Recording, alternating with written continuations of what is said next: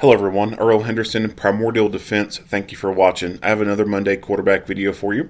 I'm going to play the entirety of this video without any interruptions, and then I'll go back and talk about things that are going on to better explain what's going on and talk about things that I think that were done right and or done wrong. Without further ado, here we go.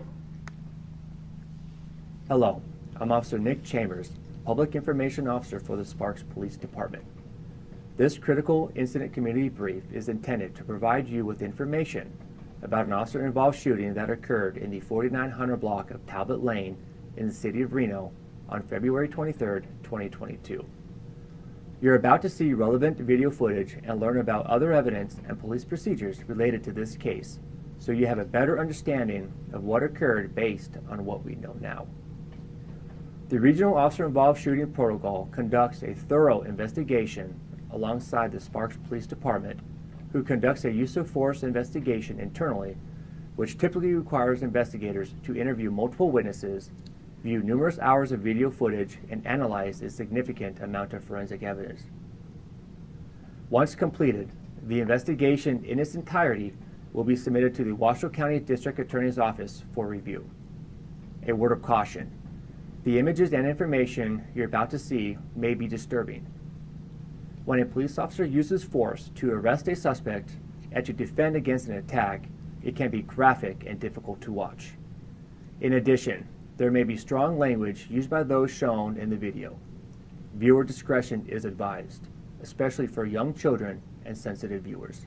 Body-worn video cameras are worn by officers assigned to patrol duties. Body-worn video cameras are worn at chest level and capture a general perspective within line of sight from that angle. The angle of the camera limits the viewer from seeing everything the officer saw and experienced. Upon activation, both audio and video will turn on. However, body-worn video cameras have a buffer of video without audio beginning 30 seconds prior to activation.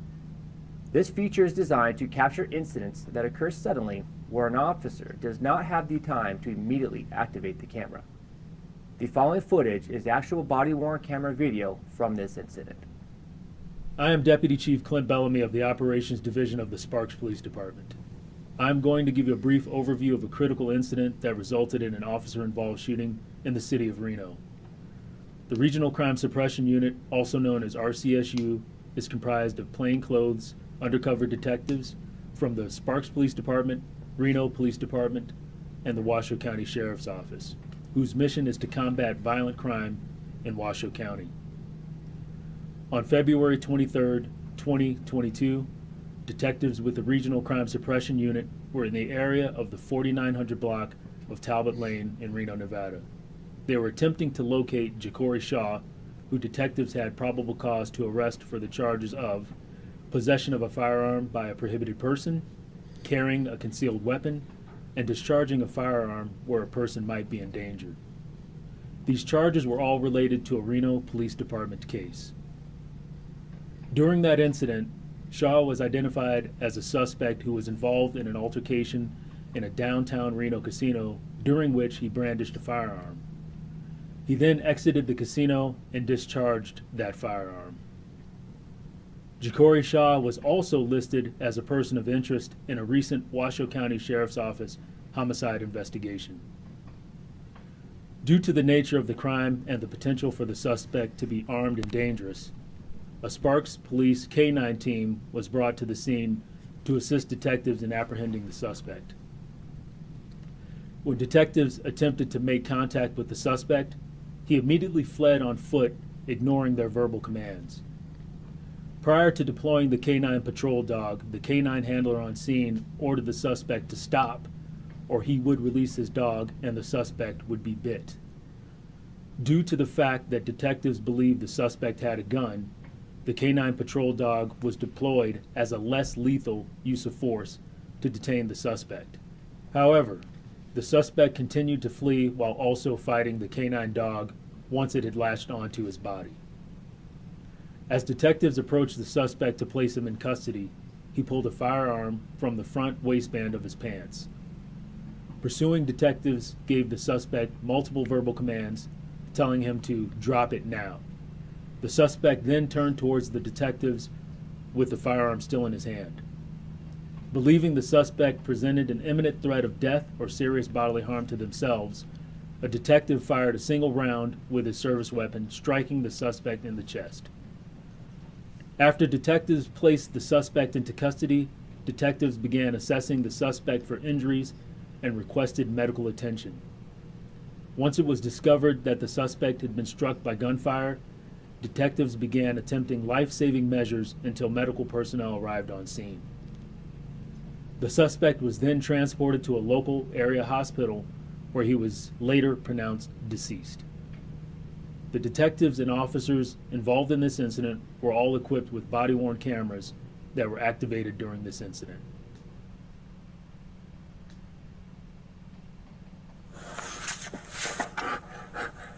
That's good.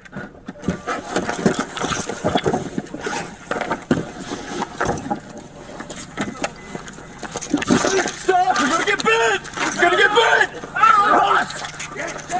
Bus! Drop it now! Drop it! Drop it now! Drop it!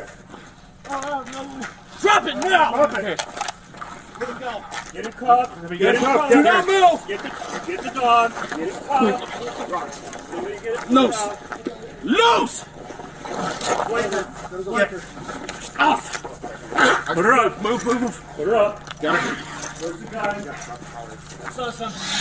He threw it. Right. Yeah. Hey, is everybody all right? Yeah. Is he hit? I think he's good.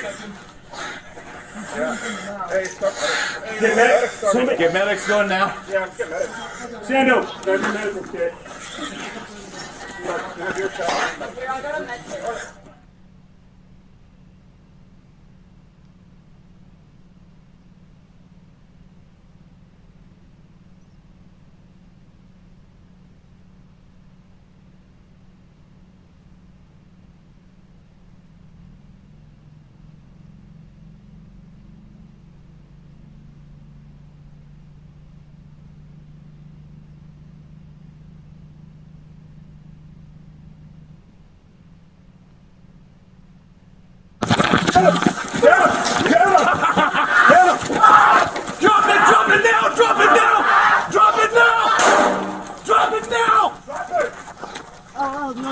Drop it now!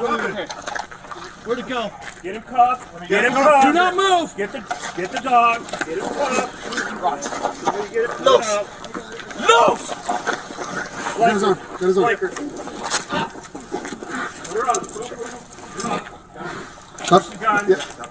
I saw something. It flopped somewhere. Got it? No. Good? Yeah. Is everybody all right? Yeah. Check him.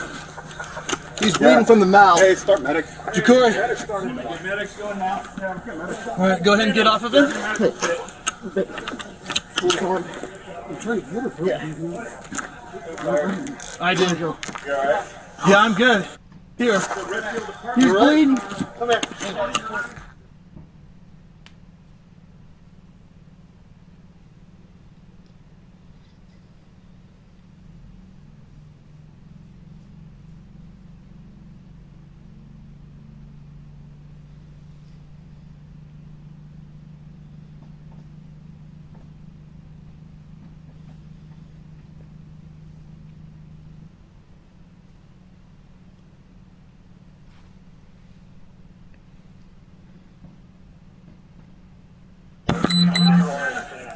Set him up. Is he shot in the...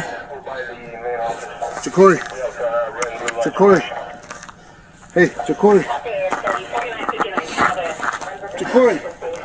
He's bleeding out of his mouth pretty good. I think he fell hard right here on the concrete.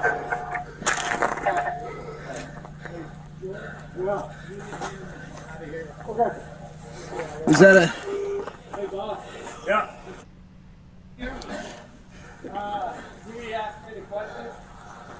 Yeah, just don't take them completely off scene. Just give them your card. I'll be over there in a second. You want our body cameras on the whole time, or? Yeah, his goes off. Hey, Jacori. I don't see anything, bro. I've got there from the dog. Yeah, I saw that. I've got. Anybody got gloves? Yep, I got gloves right here. Let me get gloves. Yep. So let's start doing this Is he breathing? body swipe. He groaned a little bit ago, but I don't. All right. Start doing a body sweep. Yeah, but he's got it right down his leg. That's from the dog. That's from the dog. Hold him. I'm gonna unzip right here. Okay. Oh shit. Oh Okay. shit. He shot him. Yeah. Yeah. He's hit. Yeah. No, I don't know. Hey, you got a knife? Let's cut this off. Hey, he's got a knife. I do. Or, I do. or Give me- scissors. Give me gloves. Looks like you have that cramping tape on his face on your off. Yeah, I can get that. Make contact with the first unit to get your grab some. All right, you gotta start.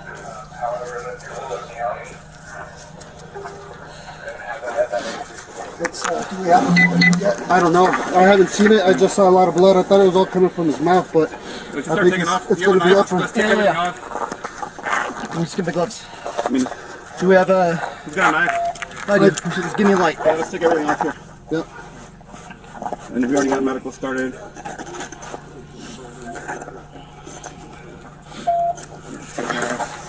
Yeah, let's bring that. Watch him. Yeah, I got his head. Right there. Yeah. Alright. Let's do what we can. Yeah. Super. Is that cool? Get a chest seal on. I don't have one of those. Don't you got that? Yeah. Hey, Billy, I'm doing. Hey, boss, let me know we're starting compression. Yeah. Do you have an exit? Let's check the back. Another part, well. And I can switch out with you, Jack. Here. Let me put this on. JJ, let me get this on the. Where's the target? Yeah, he's on his chest. Or the. Where is it? It's right here on the chest. You want to switch out, Kimball? Just switch.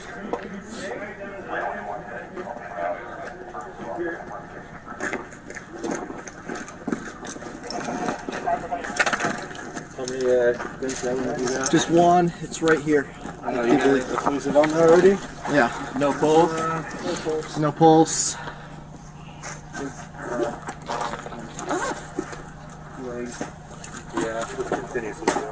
The suspect in this incident was identified as 23-year-old Sparks resident Jacori Shaw. The investigation revealed that Shaw was in possession of a 9mm black semi-automatic handgun that was loaded with an extended magazine during the incident. The Sparks Police Department and its officers take incidents such as these very seriously, and they are treated accordingly. For questions or additional information regarding the Sparks Police Department, please visit www.sparkspolice.com. Thank you. All right, so we'll get into this, and I'll go over some of the tactics and stuff like that. And then there's a video from one of their body cameras where they provide medical care, and it's about 16 minutes long. So I'll do the normal review of stuff, but then when I get into the medical stuff, I'll actually go into that longer uncut video and play it and talk about things that are going on during the medical aspect of it, and talk, just kind of have like a whole nother review thing on medical. But first we'll start with the overall review of what's going on here. So this guy, Jacori Shaw, this is not his first encounter with law enforcement. Go figure, right? He has been involved in the system a few times. When I did a search on him, I just did a quick search, and it was on arrests.org, and only found 2 listings. Now, does that mean he only has 2 listings or 2 times that he's ever been arrested? No, that does not mean that. When I use a site like arrests.org, it is a privately owned website that aggregates information from jail websites all across this nation. And all the jails are different. Not all of them are the same. And so they use different website configurations on having an online inmate lookup. Some of them don't even have an online inmate lookup. You can't even go to some county jails websites and see who's in there. You have to actually call them on the phone and ask if someone's there. So in cases like that, sometimes booking information is not available at all when you look up these public sites. When there are jails that have websites, again, they're different. Some have their own different sites that they utilize to push that information out. Some use the, I want to say it's jail tracker site. That's kind of a more easier, streamlined kind of system. It makes it easier. And sometimes these sites will stay online without any interruptions. Sometimes there are lapses in coverage. Sometimes the site goes down. Sometimes county jails will take their site offline for a period of time, either because they're doing their own website maintenance or server maintenance, or it goes down and they don't have anyone in-house who's IT, and they're having to wait on someone to come fix it. And it's not that critical of a need for them because it's not essential to the operations of the jail. It doesn't matter to them that their online inmate lookup is currently down. It doesn't stop them from doing their job. It just might generate a few more phone calls, people trying to figure out if someone's in, but overall it doesn't affect them. So those are some reasons why when you go to a site like arrest.org and you look someone up, you don't see everything that they've been involved in, because it's not a government site, it's a public site, and it just draws information from some of these government entities. And all these government entities are different. None of them are the same. There's different things going on. So there's kind of like, going out in the area with a cell phone, you're going to get some spotty service. So same thing with this. Now, with that being said, the two things I was able to find on him, one was from 2015 when he was 17 years old. He got a battery with deadly weapon, assault with deadly weapon, carrying a concealed gun, deadly weapon without permit. And then in 2016, he got burglary first, battery, escape by felony prisoner, and violation of probation conditions. He is a convicted felon. And he's been involved in the system more than just these two times. It's just that the site that I'm using doesn't show it. Also, I try to do a quick search for Nevada probation and parole to see if they had an easy lookup thing to see if he's listed on there and if it would show historical stuff on there. But couldn't find anything easy. I don't know much about Nevada's stuff to be able to look people up easily. And that's another thing. Each state's a little bit different on how they offer services to look up prisoners. For example, here in Kentucky, we have KOOL, K-O-O-L, Kentucky Online Offender Lookup, or Kentucky Offender Online Lookup. One of the two, I can't remember. You can do a search very easily for people who are currently on the watch for probation and parole. However, it doesn't show the history of those people. So you can't see when someone was on supervision 5 years ago. It's only active. It's still a cool resource to be able to utilize. But some states don't even offer that. You can't even see if someone's on probation or not.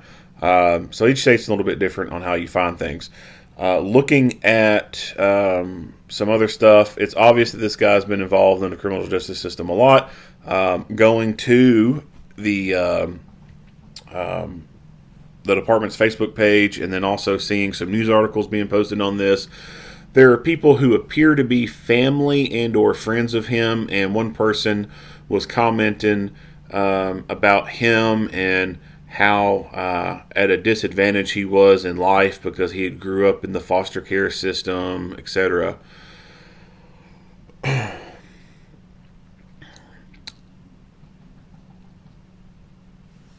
So he's like I said, he's no stranger to the criminal justice system. He has been arrested more than once, has been in trouble more than once. He has chosen to live this lifestyle. That's his choice. He has chosen to live this lifestyle. The case that they said that he was a person of interest in, that they wanted to question him about, that was a murder case for a woman. I'll bring that up real quick. A woman in Reno, Anna Scott, age 23. She was found dead after 4 a.m. February 3rd by the Nevada Highway Patrol. She was shot to death and put in a car, and the car was set on fire. And I had seen something where it indicated that she was possibly in the trunk of her vehicle. And he was a person of interest in this case. So this is not a good guy at all, by any means. This is a guy who is a piece of shit. Let's just say that. This guy's a piece of shit. Yeah. Moving on.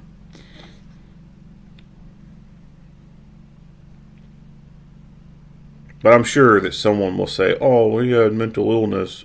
He's a victim. Boo-hoo. Shut up.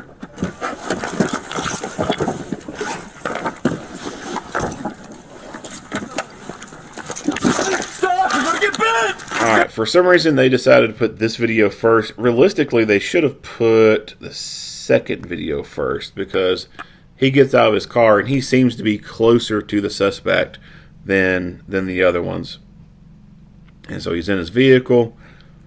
He gets out. He goes around to the front and we see another vehicle right here. I don't know if this vehicle is involved or not. I don't know if he got out of this vehicle or if it's just here by happenstance. But he comes around the corner and you see the guy right here. So he's within very close proximity to this officer.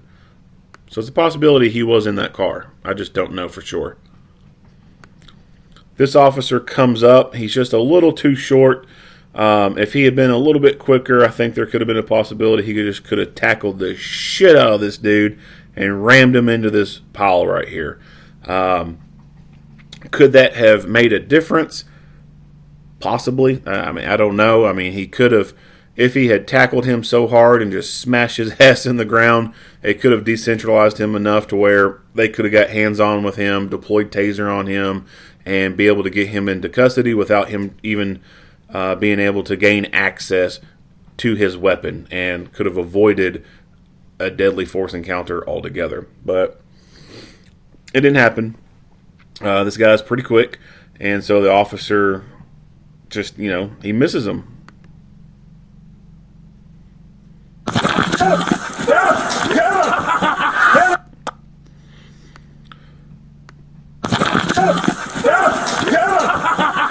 Alright, so now we'll go back to the canine officer because this is where the canine officer part picks up. Here he comes. And the firm missile has been released.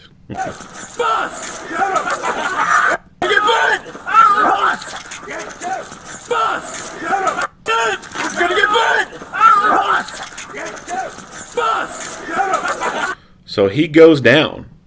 That dog takes him down, just like most fur missiles will. But,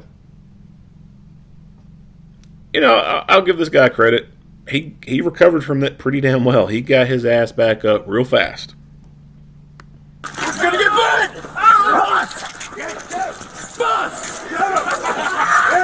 Now you can hear someone laughing in the background, and that was something I had seen somewhere. Someone had commented about him laughing, or one of the officers laughing, and the gist of how they were commenting kind of was basically insinuating that these officers are horrible for laughing at something like that, and that's just bullshit.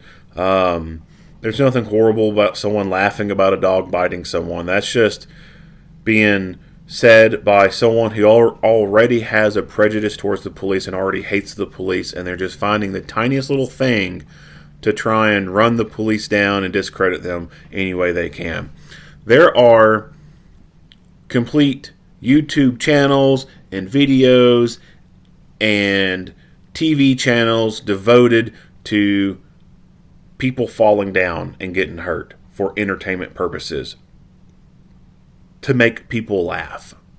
On Peacock, there is a channel called Fail Army, I believe it's called, and it just showcases all these different fails for people. People falling up on ice, busting their ass, people falling over in chairs, riding a bicycle, crashing, all sorts of stuff. The milk crate challenge, or the what was it? Was it called the milk crate challenge? It was either called the milk crate challenge, or it was something like Olympics or something like that. I can't remember what it was called, but it was just for like a month almost. It was just these people taking milk crates and stacking them up and creating like stairs out of them. So you step up on one milk crate. The next step, it was 2 milk crates stacked, 3, 4, 5, 6, 7, 8, 9, 10, etc. And people would climb these things like stairs, and they would get on one stack of milk crates that was a little too tall to adequately support a person and them moving around, and they would topple over. And some of these people appeared to be like 10 feet in the air, and they would fall when these milk crates collapsed from under them, and these people would smack the ground hard. There are some videos where I've seen people fell and hit the milk crates on their side or on their back or their stomach area. You see people's heads just smack the ground. And this was all in the name of entertainment. People shared the hell out of those videos. People were laughing their asses off at people climbing these milk crates, falling and smashing their heads in the ground or breaking their ribs when they landed on a freaking milk crate from a 10-foot drop. But there's nothing wrong with that. These cop haters are, insinuating that the police are psychopathic maniacs for laughing at a dog biting someone. If you believe that kind of shit, then anyone who watches these channels like Fail Army or watches videos of people falling, sharing videos on Facebook of people walking out of their house when it's snowing and being winter, and they're just slipping and falling in the driveway and busting their ass. If you laugh and share that stuff, then I guess you're a psychopathic maniac as well. There are videos out there of dogs as pets at someone's home, and a mailman comes, the dog man chases them and scares the shit out of the mailman. They throw the mail up in the air. Some of the mailmen get bit, something like that. And it's shared with people, and people laugh about it. Sometimes stuff like that is funny. So there's no problem with one of these officers laughing at the fact this dog bit him and this dude ate ground. If you're the person who bitches about this, bitching about an officer laughing at a criminal getting bit by a police dog, but you will also share other videos of people falling in ice or having some other bad thing happen to them and you laugh about it, then you're a fucking hypocrite. You need to shut the fuck up. Drop it! So they pop him, or one officer pops him, and he goes down. The dog continues to bite.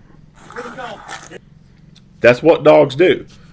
Dogs don't have the ability to think and reason like people do. Although dogs do have some level of intelligence, they're obviously not on the level of us. The dogs are trained to continue to bite until they are told to stop and or made to stop. The dog doesn't recognize that this guy is now unconscious. The dog is just being the dog. The dog's continuing to bite. And so, the reason why I go into that is because it seemed like some people were, being negative about the dog continuing to bite him after he went down. The dog don't know. The dog doesn't know that this guy is... The dog doesn't know that this guy is incapacitated. The dog's just doing bite work, like he's trained to do. He is trained to continue doing this until he's given the command to stop.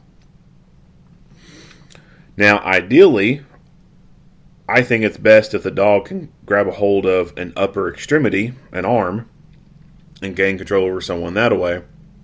But, again, a dog doesn't have that level of critical thinking like a human does, and so it will just go for one of the limbs that it can get a hold of, and it just so happens that the dog's going for his legs.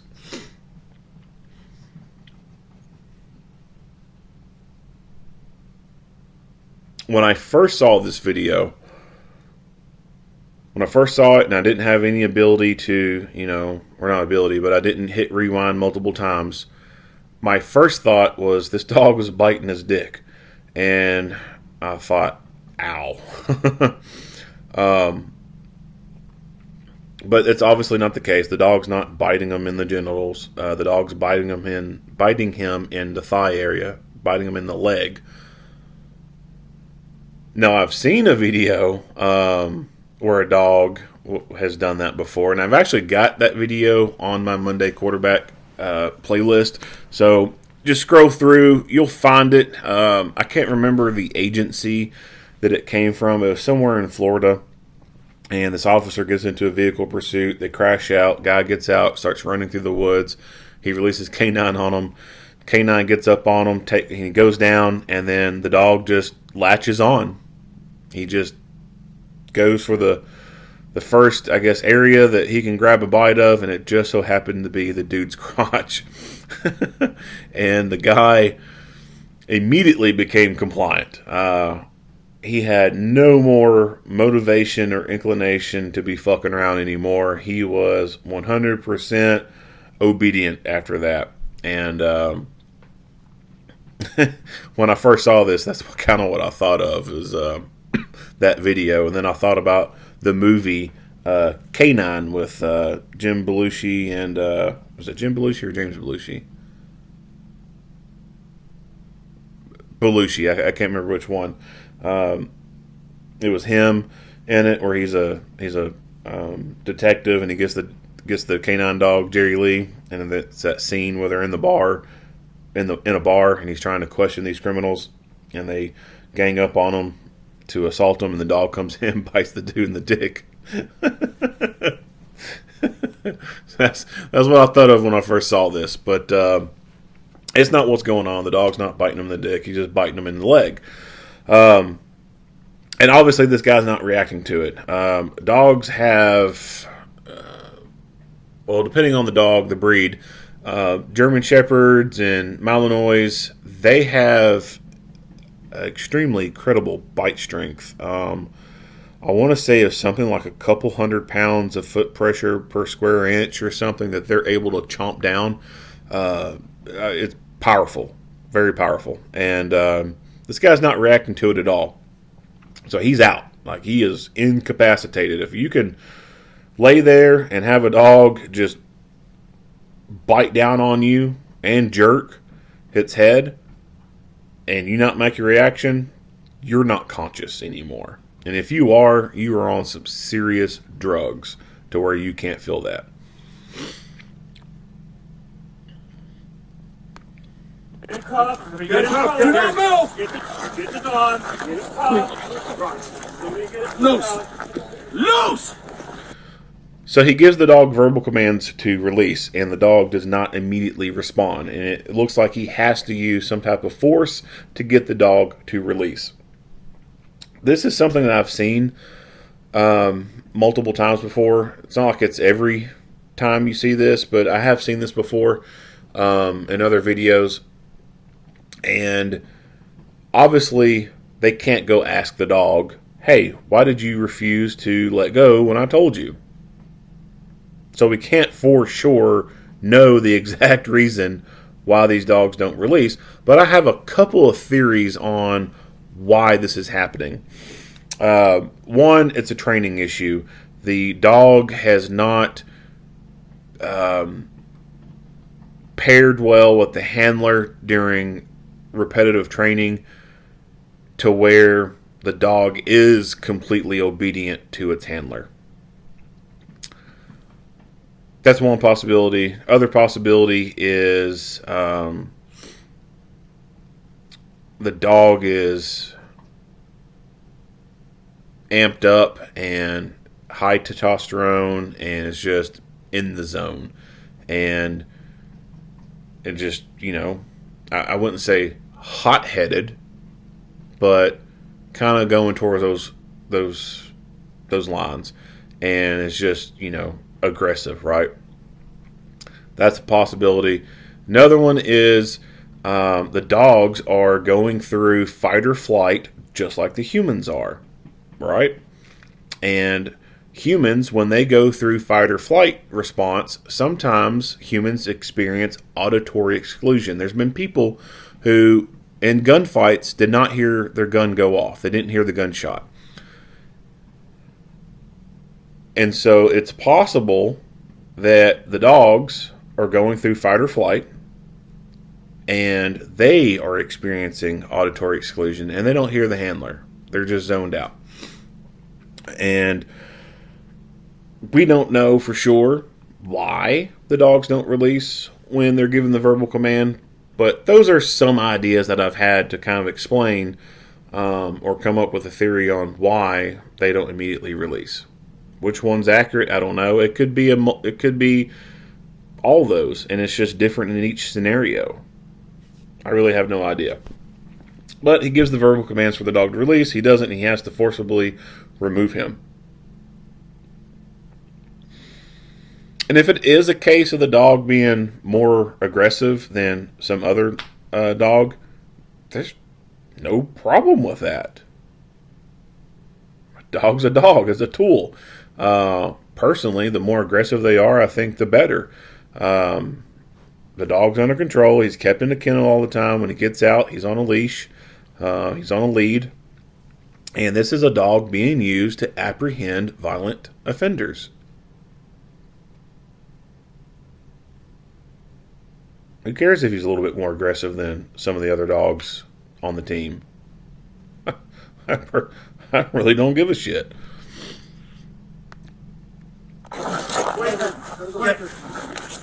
So we'll go back into this video again from when we should have watched the first one, because this is the officer who actually ends up shooting.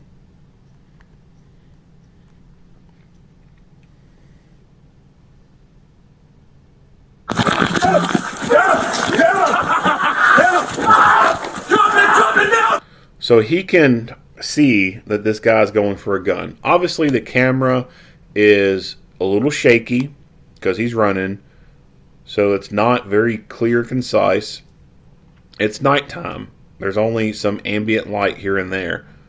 The camera's not going to be able to see with clarity like the human eye can see. And this guy is able to see more than what we are able to see through this shaky, low-lit camera lens. But he sees the gun, and he starts yelling very loud verbal commands at this guy. Drop it now! Drop it now! Drop it now! Drop it now! Drop it now! Drop it now!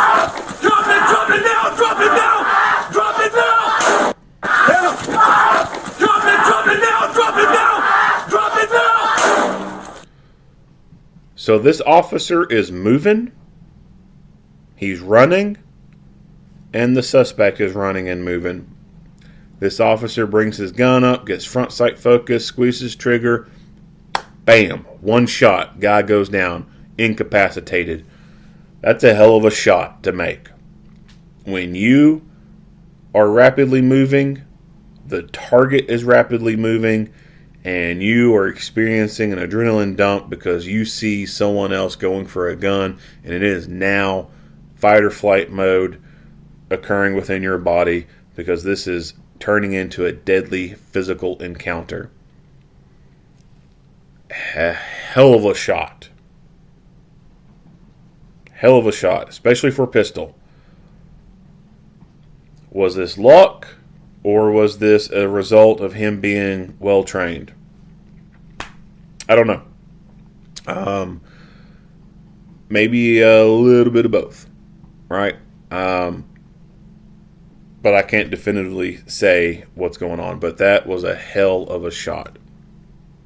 Drop it now! Drop it now! Drop it now! So if you ever, if you've ever been to the range and you shot a gun and you were standing still and the target standing still and you weren't able to hit the bullseye on the target very accurately, then think about that. You're standing still, the target's standing still, and you weren't able to consistently hit bullseye. This guy was moving. The officer was running. He's shaking. The suspect's running. He's shaking. Adrenaline's pumping. And if you've ever been in a haunted house and you've had an adrenaline dump, you've had the shit scared out of you, then you'll understand what I'm talking about. So imagine all those factors involved, and this guy gets one hit. One hit on target, and the dude is out, incapacitated. Like, if you can process those things in your head, then you will be able to more easily understand what I mean by this is a hell of a shot. It really is. Great shooting on his part. Drop it now! Drop it now! Where'd it go? Get him cuffed. Get him. So it happened so quick that he didn't get to see where the gun went. Now, they are Do not move! kind of right here behind this SUV. So kind of pay attention to the tail light and the tire. And we'll go forward again and look at the crime scene photos that they offered. So there's the gun. It's kind of pressed down into the snow. And it is right there, pretty much right behind this vehicle. So I think that he was basically laying on it, or his legs were over top of it. And his head was near the speed bump right here. So, and this happens a lot. People will fall on their guns or it'll land right there by them. But they weren't able to immediately see it or find it. And you'll later on, you'll see them kind of walking around the area looking for this gun. They're trying to find it, and they can't initially find it. I'll go back to this video view right here. Drop it now! Where'd it go? Get him cuffed. Get him cuffed. Do not move! Get the dog. Get him cuffed. So they go to cuff him. This is a pretty common practice for law enforcement after someone's been shot. Officers will handcuff them. And some people ask why this is going on, and then some people bitch and complain about why this is happening. This is happening because sometimes people get back up after being shot. Bullets they're really unpredictable. So when you imagine, the shooter and the target, and imagine a laser beam coming out of the gun, and it's aiming at the target, center mass where the heart would be. That does not mean that when that bullet comes out, it's going to follow a laser type trajectory, go into the heart and continue going straight like the laser. That doesn't happen. Bullets can be deflected by bone. So you could have a straight trajectory, fire, that bullet hit a rib, and then it goes completely 90-degree angle and comes out the side. Or it changes its trajectory after hitting stuff and will go upwards or downwards or diagonal. Like, you just don't know. Bullets are predictable. And they don't always exit people.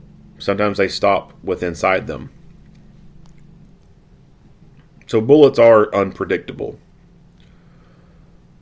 So there's no, even though you aimed for someone's chest and knowing that, there's a good probability of hitting heart and lung and it's could be immediately incapacitating and or lethal, there's no guarantee in that.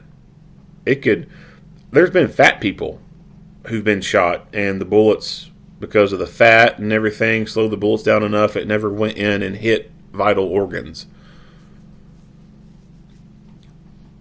So since you don't know what the bullet does, don't have x-ray vision, you can't look at the person and see what the bullet's done to them.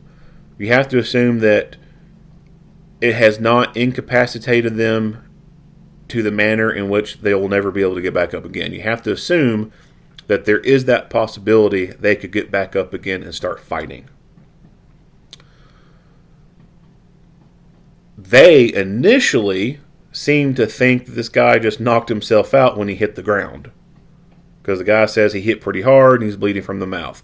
They did not immediately even think after this that he had been shot. Of course, a shot had been fired, but they didn't immediately think that. It sounds to me, based off what they're saying and what they're doing, that they just thought he knocked himself cold when he hit the ground.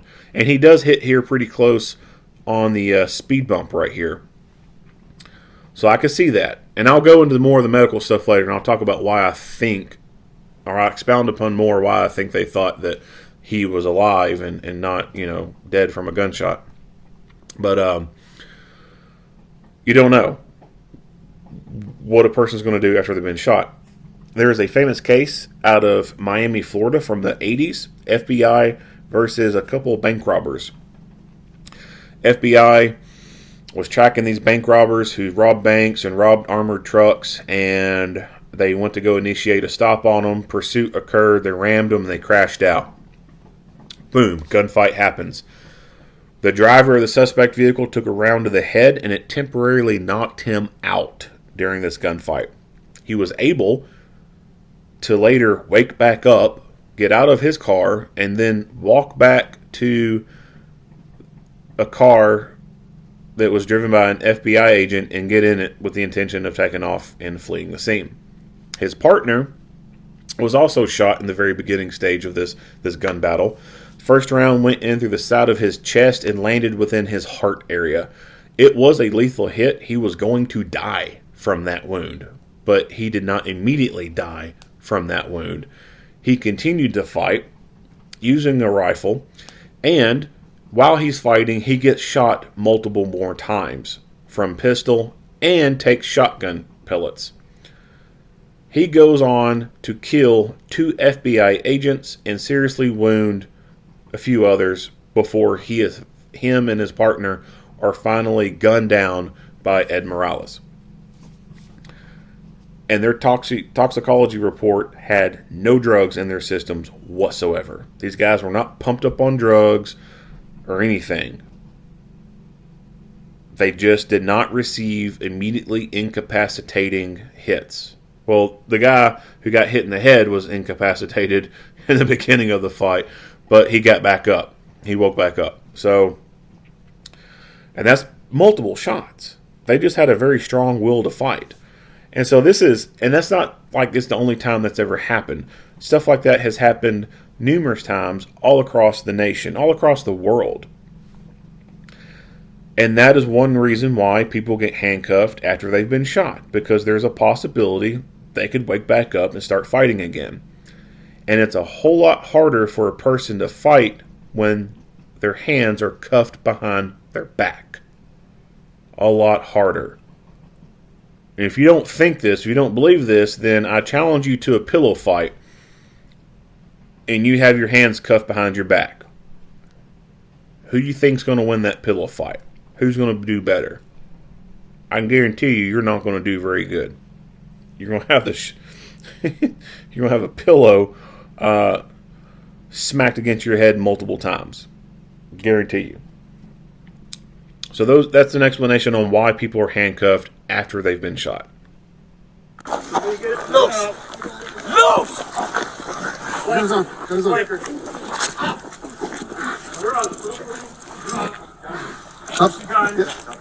I saw something. It popped somewhere. Off pretty good. I think he a little bit ago, but it's no pulse. All right. So now I'm going to go into the medical stuff. I will play the video that primarily deals with his medical care. It's about 16 minutes long, and I'll talk about the medical stuff as it's going on. All right. So this video starts from the suspect being in a prone position as they are handcuffing him. This officer initially has not activated his camera. It is in buffer mode right now. He will eventually reach up and double tap his camera to start the event recording.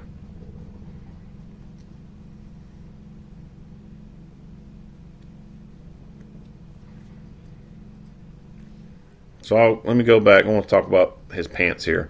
So before I go into the medical stuff, let's talk about the pants.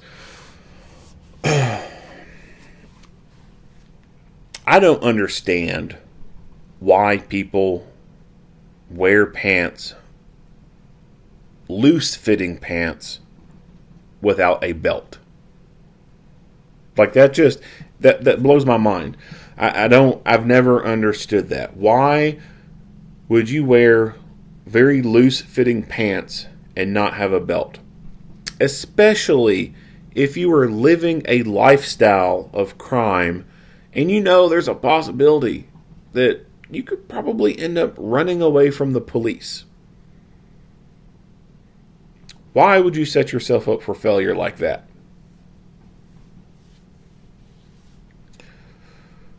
When I see videos of this and have chased people before with saggy pants,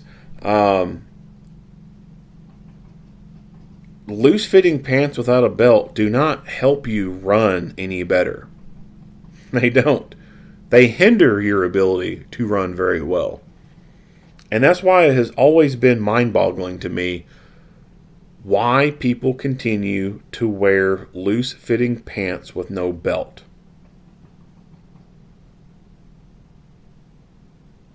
Years of human evolution, thousands, millions of years of evolution. This guy's lineage,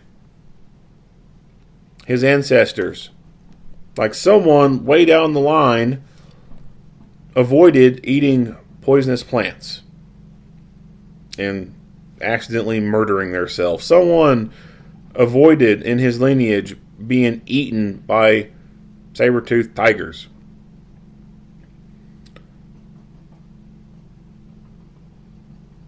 Someone in his lineage avoided dying like other people did. He is a byproduct of thousands and millions of years of evolution. He is the cream of the crop of his lineage. But yet, he didn't put two and two together and say, well, I can run better if my pants are a little bit more tighter and I have a belt on.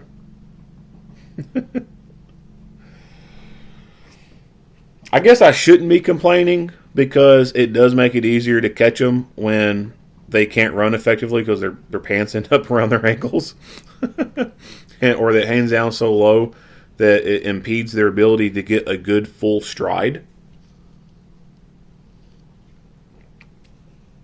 But it's always been something that's intrigued me, I guess you could say. Like, why the hell do they continue to do this?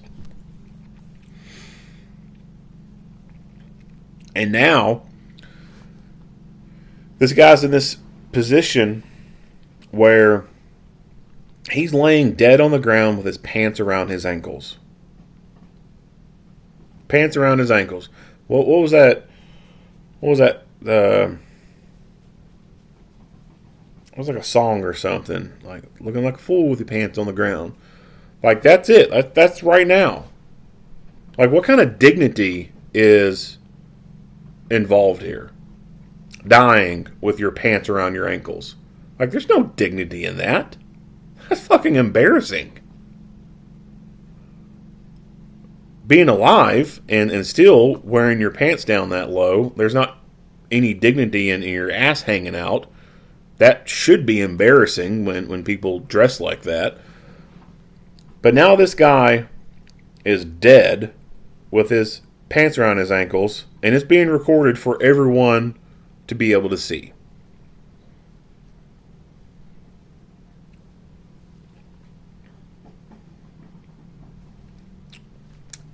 Anyway, maybe I should just stick to the tactics and stuff. You know, this isn't. I'm not known for fashion. This isn't a fashion channel, so maybe I'll just shut up about the pants without a belt.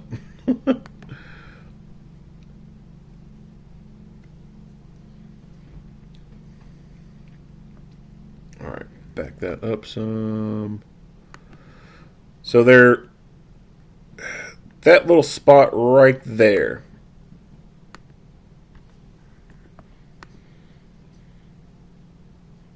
I don't know for sure, but I suspect that's the possible bullet hole right there.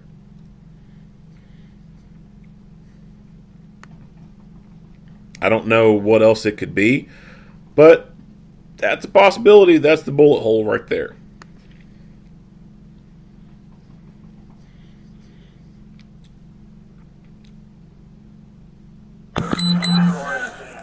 Set him up. Is he shot in the...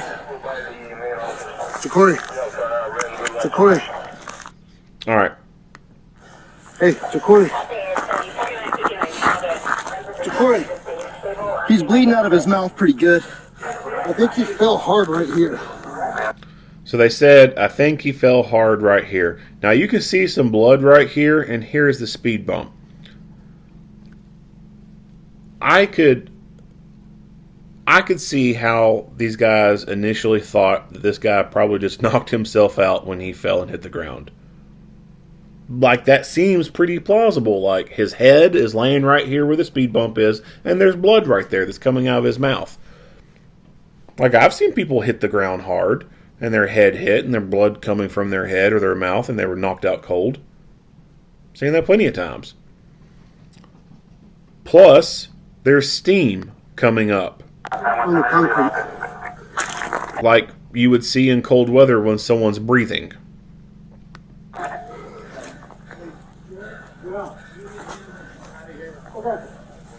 Is that a... So, those two things, I can understand how these officers just might have thought that he got knocked out and had not been shot.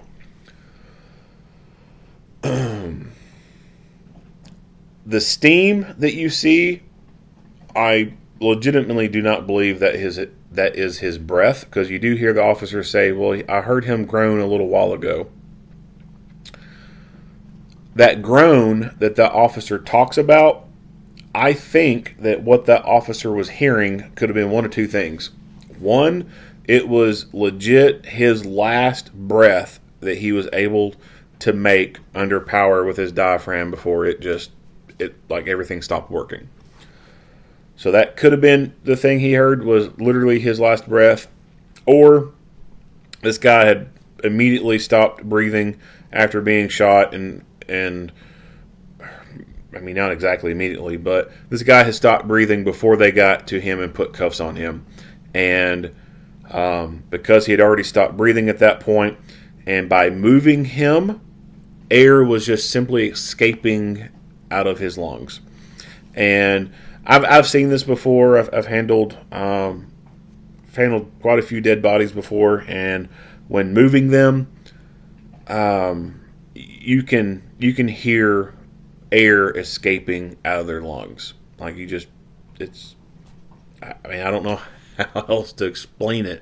Of course, there's going to be some air in the lungs to some degree, and when you reposition a person and the head rolls and the trachea moves and everything, whatever air's in there can escape out, and you'll hear it. It just sounds like someone, I mean, not forcefully breathing out, but you can hear it. I'll just say that you can hear the air coming out. And so I think that's a possibility of what this officer heard, is as they were moving him around, whatever air was left in his lung was just simply escaping out, and that's what he heard. The steam, as I said, I do not believe that's his breath at all. It's his blood. And this is something that I don't think that a lot of people think about or fathom, is blood creates the steam effect, because it is, in a winter environment where there's snow on the ground, the blood is going to be warm. It's going to be body temperature. And when it's 30-something degrees outside, if you can breathe out and see the steam, the vapor, whatever, then if you cut a person open or put a hole in someone and blood comes out, and that blood is warmer than the surrounding air and environment, you're going to see that steaming effect. People who've been hunting and in the wintertime, they shoot animals and then get up to them and gut them, they understand this. They know, like, if you've cut a deer open in the winter, then you'll see the steam come out of them. If you've dealt with a lot of traumatic injuries in cold weather and wintertime, someone being cut open or shot or just mangled up, whatever, you will recognize that when there's holes in people, steam comes out of them when it's in cold environments. And it could be that they just haven't dealt with a whole lot of traumatic injuries before and would be thinking like, hey, this is the blood steaming in this cold environment. Or it could just be, the visual of him hitting his head on the speed bump, and when they roll him up, they see the steam come up, they hear that noise, that breathing out noise, that groaning noise, then it could be very plausible that they could easily mistake that for breathing and not even think that it is the blood. But I believe it's the blood that's coming out of his mouth that is steaming. Of course, heat rises. And it's the blood that is to his chest area that is venting upwards out from the top opening of his jacket and shirt area. Hey, boss. Yeah. Out of here. Do we ask any questions? Yeah, just don't take them completely off scene. Just give me your card. I'll be over there in a second. You want our body cameras on the whole time, or? Yeah, his goes off. Hey, Jacori, I don't see anything, bro. I've got there from the dog. Yeah, I saw that. So they're pointing out that there's injuries on his leg from the dog, and that happens. Dogs will leave bite marks on people. I mean, they got some pretty good chompers right there. That's going to happen. Anybody got gloves? Yep, I got gloves right here. Let me get gloves. Yep. All right. Anybody got gloves? If you are working in public safety, whether you're, police, security, EMS, fire, whatever, you should have gloves on you. Always. You should always have gloves on you. You never know when things are going to happen suddenly and rapidly to where you're going to need a pair of gloves. You cannot rely on just keeping a box of gloves in a vehicle and that vehicle always be readily available and accessible to be able to get these gloves out. You have to keep the gloves on you, just like you keep medical gear on you. You have to wear gloves when you are dealing with people who are leaking their life sauce. Bodily fluids carry pathogens, and you have to assume that everyone you come into contact with has something that you do not want to get. You have to assume that they have HIV, AIDS, hepatitis, etc. You have to assume they have that, especially when dealing with criminals. Criminals don't make the best choices in life, which is why they're criminals. You have to assume that they probably did not make a very wise choice and ended up having unprotected sex with questionable people, such as prostitutes. You have to assume that they have possibly shared dirty needles with someone else when doing drugs. You just have to assume that to be able to protect yourself. And so you should be carrying gloves on you all the time.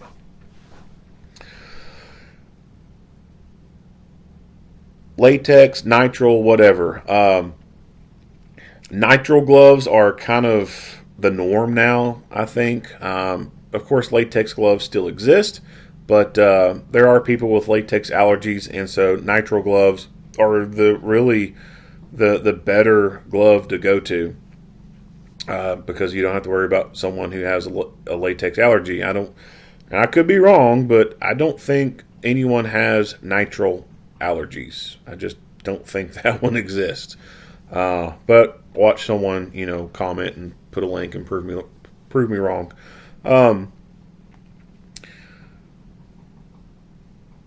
I've seen videos where people put on gloves and they attempt to put them on, and it's a little bit difficult. I think actually this guy, yep.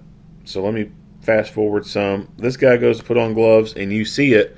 He has some difficulty very easily sliding them on. I just saw a lot of blood. I thought it was all coming from his mouth, but he's having to sit there and adjust the fingers and get them spread in and then get it on. That's a little too much time. Now, that's not bad, because I've seen other videos where people have taken an extremely long amount of time to try and get their gloves on. And that's because these people didn't wisely choose the right fitting gloves. Gloves do not need to be very form-fitting. They don't need to be tight. Tight gloves, when you try to put them on, tend to rip. Same kind of reason why you shouldn't be wearing a small condom if you have a larger penis. Trying to put that on can cause the condom to rip. Same with gloves. You got a tight glove and you're trying to put it on a bigger hand, it increases the chances of that glove ripping. And if you only got one set of gloves on you and you rip them putting them on, well, you don't have any other gloves, well, you're up creek without a paddle at that point. So you need to get gloves that are slightly bigger than your hand. And I'm not talking excessively larger than your hand and it being, like baggy gloves or anything. But it needs to be a little bit bigger so that you don't struggle putting them on. They just very easily glide on. And it's not just for putting them on purposes, but it's also for taking them off purposes. So if you manage to put on a tight pair of gloves without ripping them, and then you get them wet with blood is like a lubricant. It makes stuff slippery. And so when you have a tight-fitting glove and slippery little fingers covered in blood, it makes getting that glove off a little difficult. And when you're sitting there pinching on the glove and you're getting blood on that area and you kind of get a good pinch on it and you start to pull, but then it slips, well, that can sling blood droplets onto you and contaminate your equipment or slam it up or splash it up and get into your eye, your mouth, whatever. If you have a looser fitting glove, you can more easily grab the cuff of the glove and pull forward and take it off and reduce the chances of any of that material slipping out of pinched fingers and then splattering blood. if you've never had gloves on and they be covered in blood, then I don't think you can really understand how slippery it can be. Blood's very slippery. To get a better idea about how slippery it can be, what I would recommend doing is practice when you do your medical training, first aid, whatever. You go put on your gloves, do your drills with your gloves, and then before you go take gloves off, have someone spray or squeeze some shaving cream into your hands, and then you just rub them together, lather it up, and then try to peel your gloves off with the slippery stuff on it. And you'll find that if you're wearing tight gloves, it's not easy to get a good purchase point on that cuff area of the glove and slip it off. The looser the glove, the easier it is to get it off. I did. Just give me a light. Gotta stick everything out here. Yep. Do we have, I don't know. I did. Hey, no. Hold him. Yeah. Wait, he's got it right down his leg. That's from the dog. That's from the dog. Hold him. I'm gonna unzip right here. Okay. Oh shit. Oh, Okay. shit. All right. Oh, shit, they said. So now they notice all the blood. He's got quite a bit. And when he does that, I'm gonna unzip right here. Okay. Oh shit. Oh, Okay. shit. boom, you can see a lot of steam within the field of view here. He shot him. Yeah. Yeah. He's hit. Yeah. No, I don't know. Hey, you got a knife? Let's cut these off. Hey, he's got a knife. I do. Or, I do. or Give me- scissors. Give me gloves. So, do you have that cramping tape something off? I don't know. I haven't seen. Yeah. Let me just give me gloves. I mean, Do we have a? he's got a knife. I do. Just give me a light. Gotta stick everything out here. Yep. So I am not the biggest Get fan medical started. of using a knife to remove people's clothing. Sure, they work, but it adds too much risk. You run the risk of causing another injury to this person if you're trying to cut through the clothing and you're on a little bit of a snag and you put a little bit more force into it and you break through that snag, and because you put a little bit more extra force, you end up cutting the person. Like we don't want to do any more harm to the people that we're giving medical treatment to. That one looks bad, and two, you're creating another injury that you're going to have to deal with. So knives are not the best tool to be removing clothing with. EMT shears are the more preferred item or tool to be removing clothing with. EMT shears are very effective at cutting through thick clothing, cutting through denim, cutting through leather jackets, etc. You can take even a disposable pair of shears. You can take and use those and cut a penny in half with them. You can't go to Office Depot or Kinko's or whatever and buy a pair of scissors and very easily cut through a penny with them. EMT shears, you can take those things and you can cut through a penny with them. I've seen it done and I've done it myself.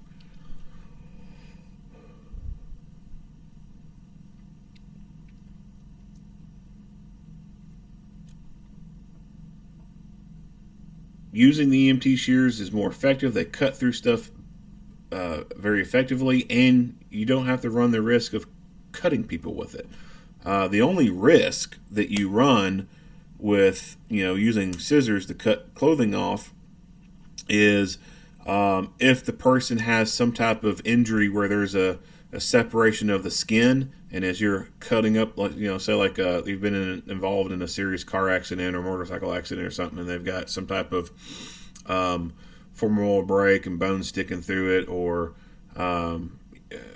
something has called the skin the tear or whatever, and you're cutting up the pant leg or cutting up the sleeve of the thing, and that bottom scissor gets under the skin, then you could theoretically start cutting up the skin. I've heard of that happening before.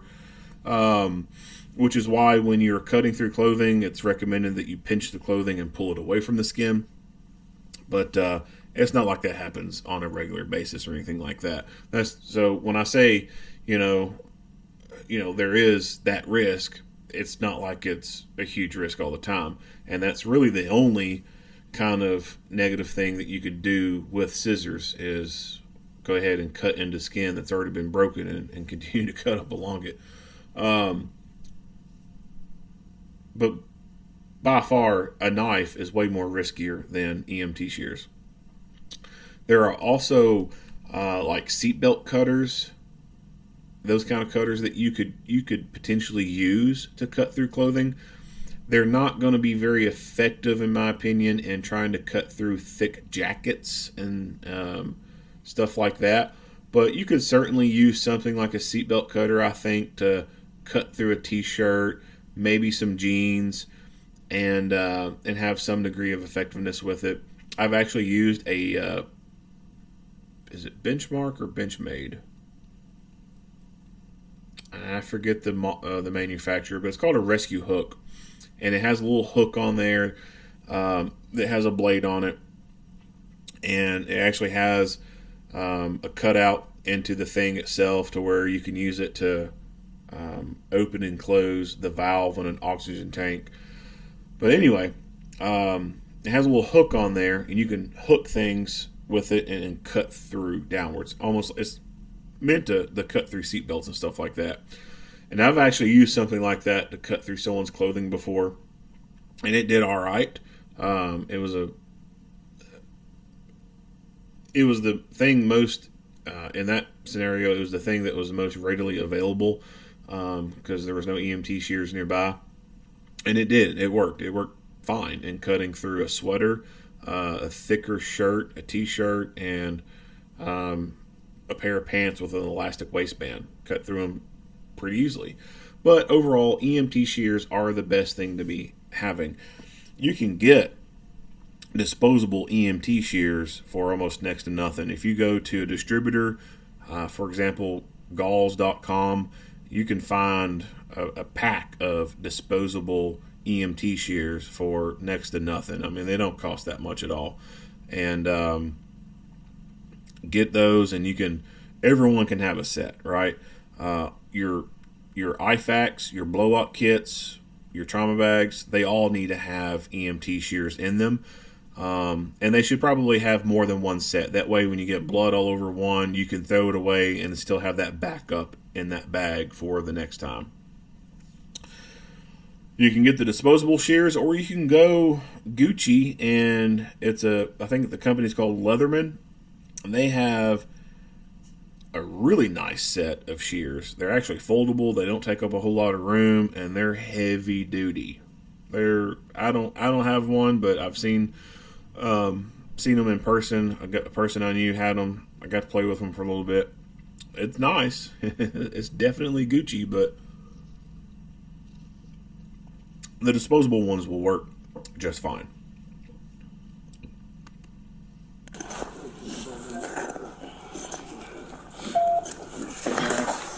Watch him. Yeah, I got his head.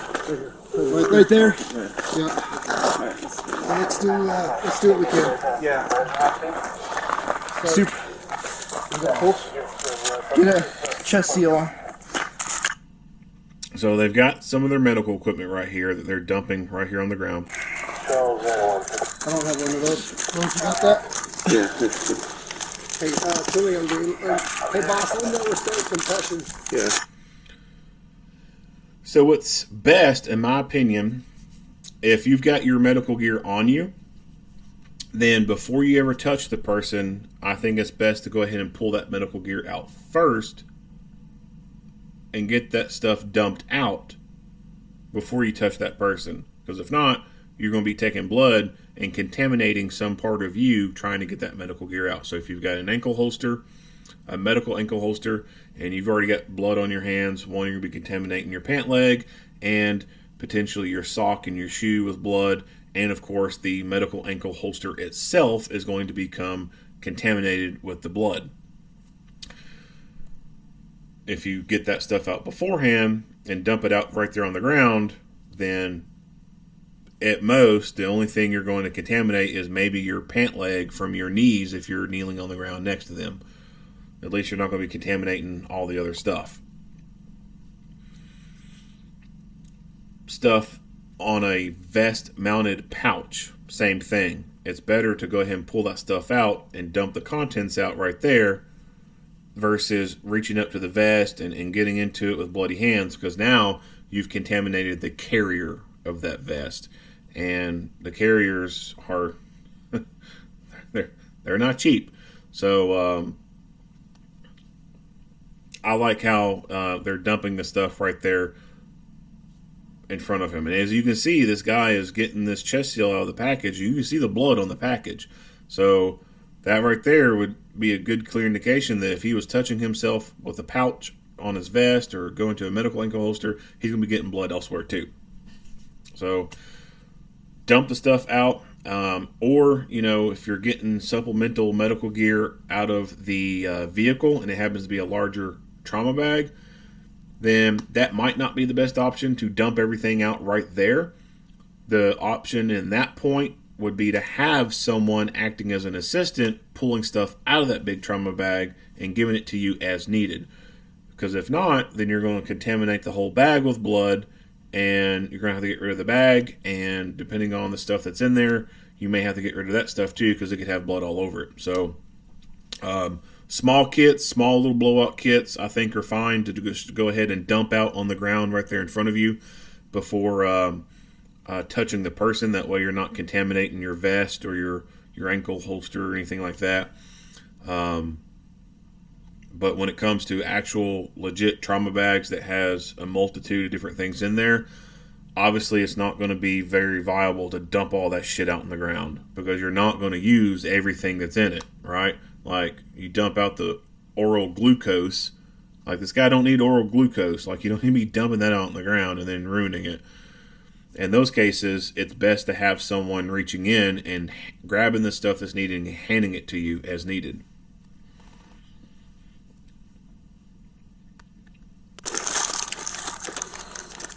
Do you have an exit? Yeah, let's check the back. Do you have an exit? Yeah, let's check the back.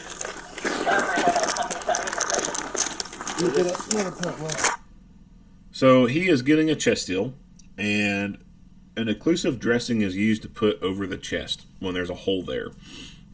And what this does is it helps prevent outside air from going in through that hole and collapsing the lung. And if it has the corner tab on it that is left unsealed, then when the person exhales, air can come out through that hole and then vent out through that little opening in the corner, versus undoing the sealing all around it.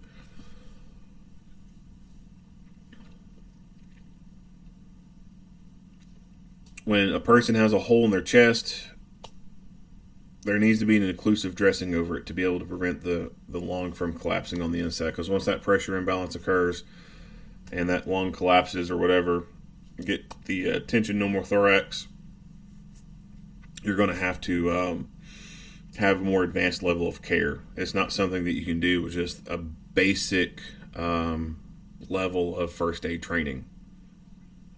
Like, they're definitely going to need a medic or a doctor to fix that problem. But you can prevent that problem from fully occurring by putting an occlusive dressing over it.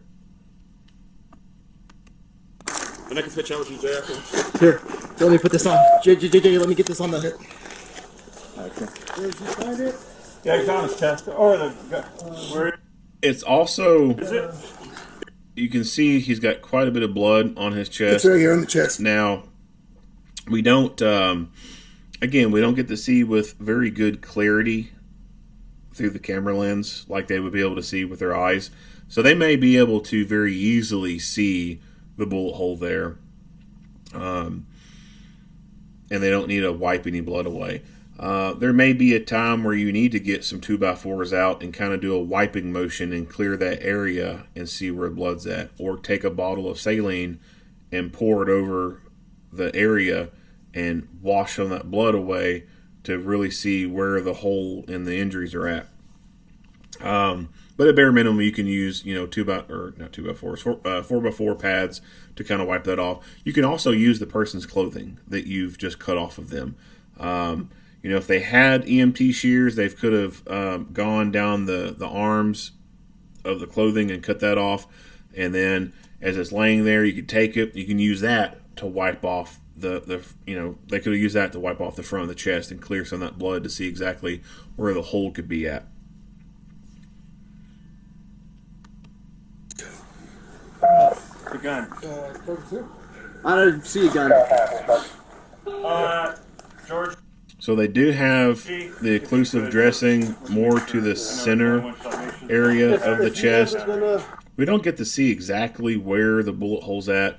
And of course, this is kind of fresh, so to speak. So this occurred in February. It is now March 11th at time of recording for me doing this video.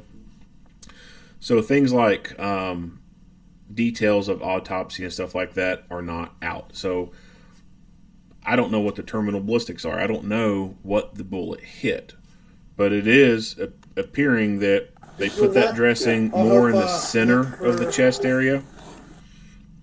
And when I pointed out earlier that hole, or what looked to be a hole in the jacket before they took everything off, it's possible that the bullet went in and hit the heart, or it's possible the bullet went in and hit the aorta.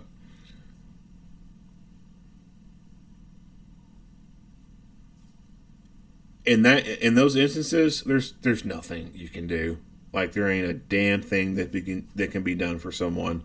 All this stuff that they're doing, if that was the case, if the bullet went in and completely perforated the heart and just freaking destroyed it, there's nothing that they can do to make a difference for this guy at all.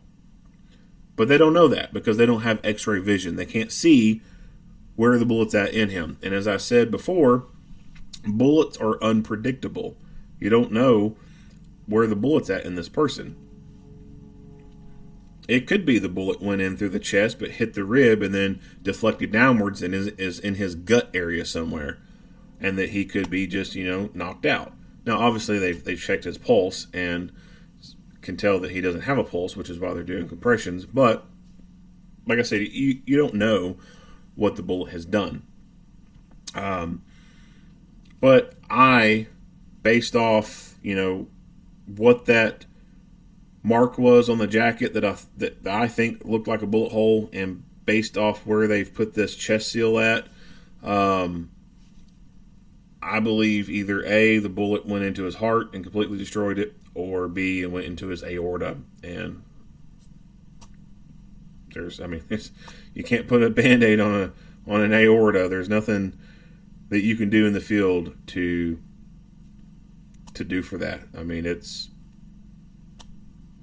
You're done. So realistically, there's a possibility that everything they're doing right now is just a waste of time. But they still have to go through those motions. They still have to do this effort. And that's what they're doing. They're doing an effort. They're giving life-saving measures for this guy. And they're not trained or certified to a level to be able to pronounce death. When you go through CPR, AED, first aid training, the curriculum should show that there are times when you just simply do not provide care. And that is in cases of obvious death, such as decapitation, a person being ripped in half, like completely cut in half, signs of rigor mortis, like the body being stiff, or there's decay going on, like they're rotting. Those are signs of obvious death that no level of resuscitation is ever going to bring them back. His condition right now, is this a sign of obvious death? No.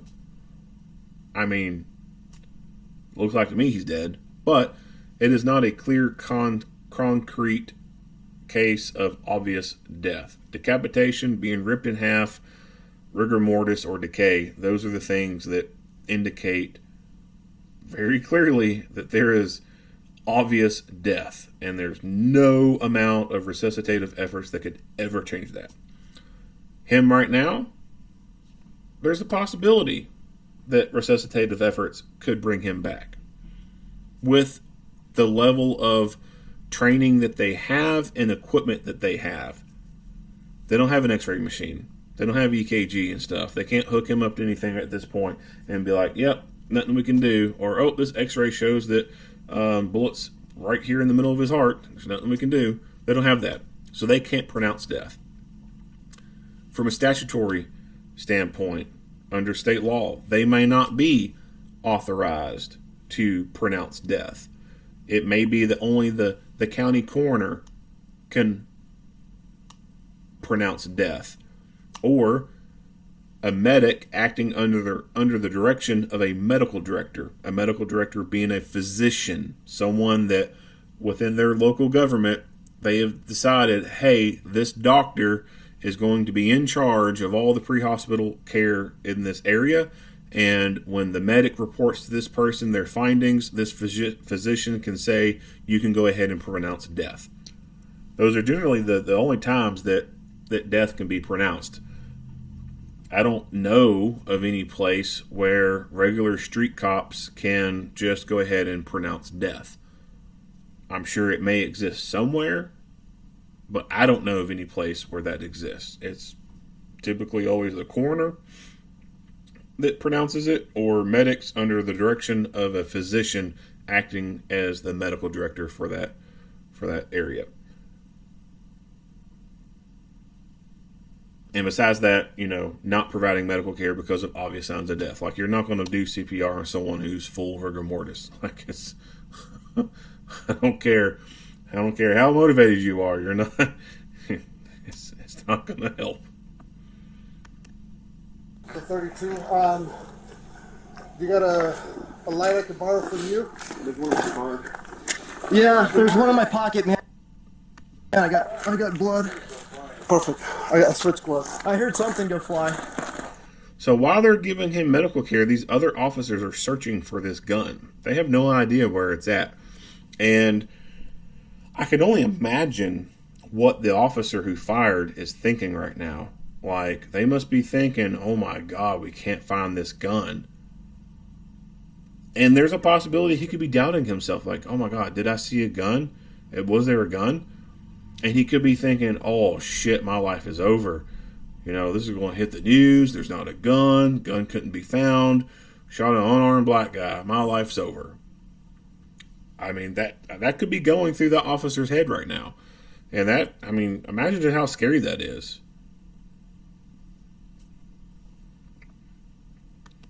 I saw it in his hand, too. Hey, You want to switch out or you good? So their make sure we technique wave in. for providing chest compressions is interesting. Your typical position for providing chest compressions is you would be on your knees in the same kind of position he's at, but just on your knees. I can only imagine that he is choosing not to be on his knees because there's blood on the ground. He doesn't want to get blood on his pants, and or it's pavement. It freaking hurts to be kneeling on pavement. I can't stand kneeling on pavement. I can't stand kneeling on hard surfaces. So that could be what he's doing. But the way he's positioned and bent over, damn, that's going to burn your back out quick. Like, I can't, because I'm tall too. Like, I'm 6'7", and so me bending over for stuff, it's like I have to exert more bending than most people, I think. I don't like being bent over for long periods of time, like, trying to work on the car engine, or, rummaging through the trunk of a car, or, doing whatever. Like, I don't deal well with being bent over for a long period of time, and I don't deal well with being on my knees very well. So I could never do well as a prostitute. But that could be why he's not on his knees doing chest compressions. He don't want to get blood all over him, or it freaking hurts. Like, if you've ever kneeled down on pavement for a long period of time, it freaking hurts. So, along with your trauma gear, like your dedicated trauma bag in the vehicle, you could also have a foam pad. And so you can find some foam pads at places like Lowe's or Home Depot, like in the flooring section or something like that, or wherever you would find knee pads at. And that's also another possibility too, keeping a pair of knee pads with your med kit. That way you can be down on your knees for an extended period of time and not become quote unquote fatigued in that manner. But there's a simple pad that you can get. It's like a 2-3 inch thick foam pad, and that's great for being able to whip out from a trauma bag or have it clipped into a trauma bag somehow, sitting on top, whatever, and be able to pull that, set it down on the ground, and kneel on it and provide relief. Another possibility for making things more comfortable for you, and I've done this before, is take their footwear. He's got shoes on. You can take his shoes off, set them right there next to his side, and then take your knees and plant them down on top of the shoes and give relief to your knees so that you can give more adequate compressions and be able to stay down there a little bit longer for rendering this medical aid. I've done this before. I've taken people's shoes. I've taken people's flip-flops before. I've taken their flip-flops and I've used that as an improvised knee pad so that I could stay on the ground longer and be able to deal with stuff. If they're laying on their back, they don't need shoes. They don't need flip-flops. Take them off and use them to your advantage. The environment, so obviously they're outside, so there's not going to be anything within immediate area that he could use to improvise to make a knee pad other than the guy's shoes. So that's where, like I said, having something on or in your trauma bag to be able to provide some relief for you. And that could either be an actual, pair of knee pads, something you get Home Depot or Lowe's, a cheap disposable set, or just one of those foam pads, and be able to get it. Or, if you've got like some of those extra little foam tiles that you put in kids' rooms or whatever, you can get a couple of those things and kind of have them sitting on top of the trauma bag, and then come over to a person, throw those pads on the ground, drop down to a knee right beside them, and be able to stay down there for a longer period of time. Some people, it doesn't bother. I'm kind of jealous of those people who are able to be on their knees all day and it not affect them. It's probably why those people end up becoming administrators and going up in rank, but some people are like that. They can be on their knees for a longer period of time than others. As soon as I get here. Let me know when you're ready. I'll switch out with you, Jay. Yeah. So, I know you kind of. Is there an exit? Probably. Check in between. We want to try to find it. Check on these vehicles too, and check in that little patio area too. He might. Is he on it? That's possible. What's this? That's dog. There's something. Yep. Let's make sure.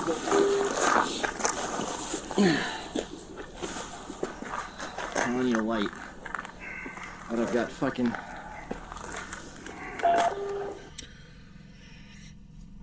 This is also where it might be a good idea to put a headlamp into your trauma bag. Now, obviously, what they're working from right now is a blowout kit. It doesn't appear as anyone has brought up an actual dedicated trauma bag at this point. So I'm not saying put a headlight in your blowout kit, the minimalist stuff, but your supplemental gear, your second line gear, the big trauma bag, you can have a headlamp on that. You could girth hitch a headlamp onto the sling of the trauma bag for nighttime use. You get down, you've got your pad, get down there, throw your pad down, get situated, grab that headlamp, ungirth hitch it, put it around your head, click it on. Now you have hands-free ability to see in the dark.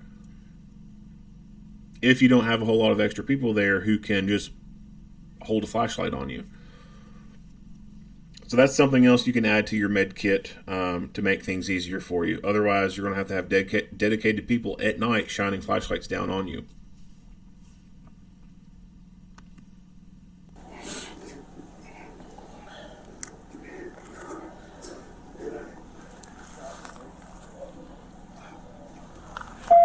We look over in here. Yeah, I got blood on everything. Hey, Cozy. Can you look for the 32? Yeah, I'm looking for it. 32. Yeah, I'm looking for it. So, what do they have available to them medical-wise? Yeah, I'm looking for it. Their equipment they have right there appears to be a box of gloves and maybe some gear that came out of someone's blowout kit. What else do they have there? I don't know. I mean, they could have some more second line gear, but it doesn't appear to be because we don't see anybody giving any assisted ventilations with equipment.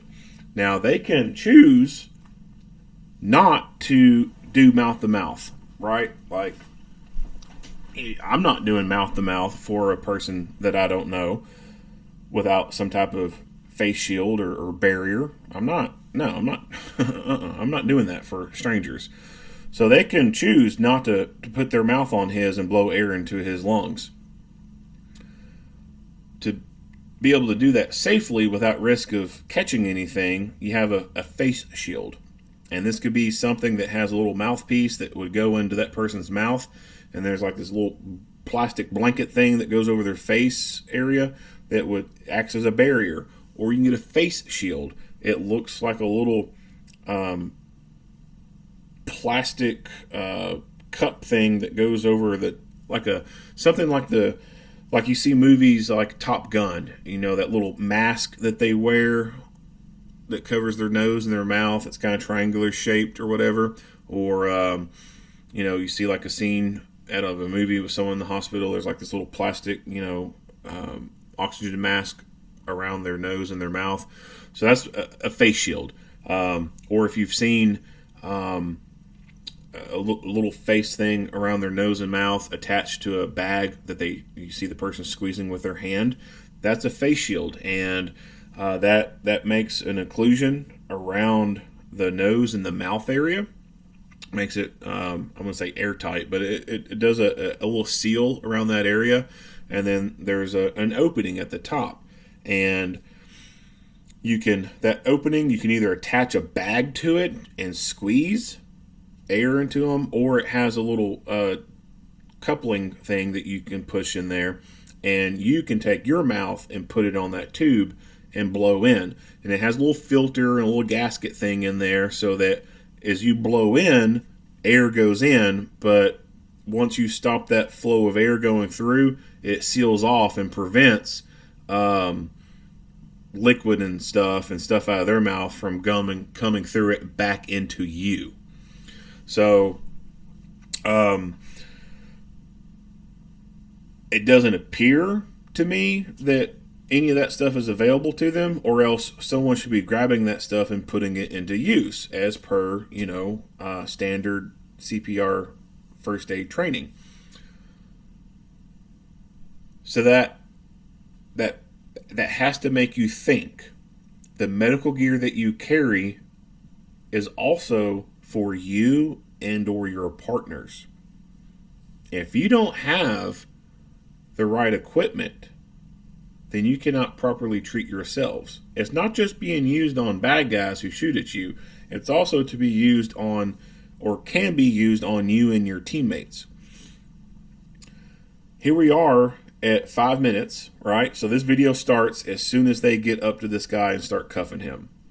Here it is at the 5-minute mark. The firefighters, they don't show up until about 8 minutes.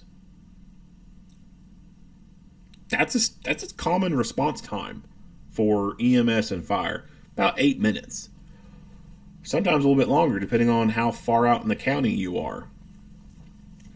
If all you have is just very minimal stuff,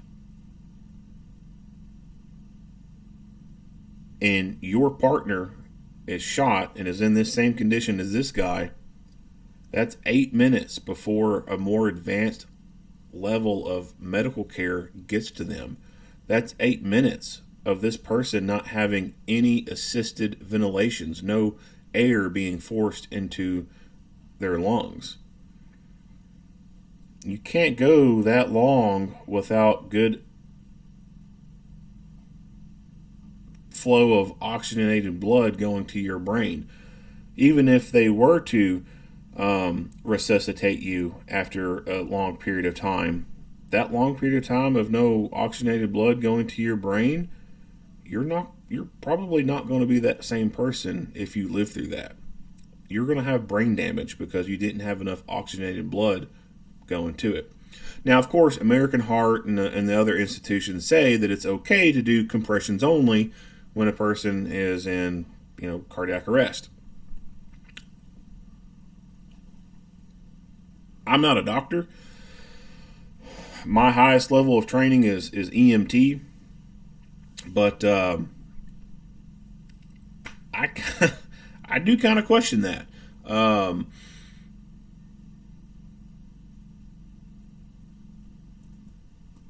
I think that assisted ventilations are good, but you can't put good Samaritans at risk and say that, oh, you should have put your mouth on his bloody mouth and gave him rescue breaths. No, no. I would never expect anyone to put their bare mouth on someone else's bloody mouth who they don't know and give rescue breaths. Would never expect them to do that. So I feel like they had to kind of add that in there at some point to be able to protect people and say, all right, it's okay that you can do compressions only. You don't go worry about doing, mouth to mouth. From a medical standpoint, based on my level of training, I think it does matter. I think that it is better for the patient to be able to provide those rescue breaths versus going 8-10 minutes with no rescue breaths.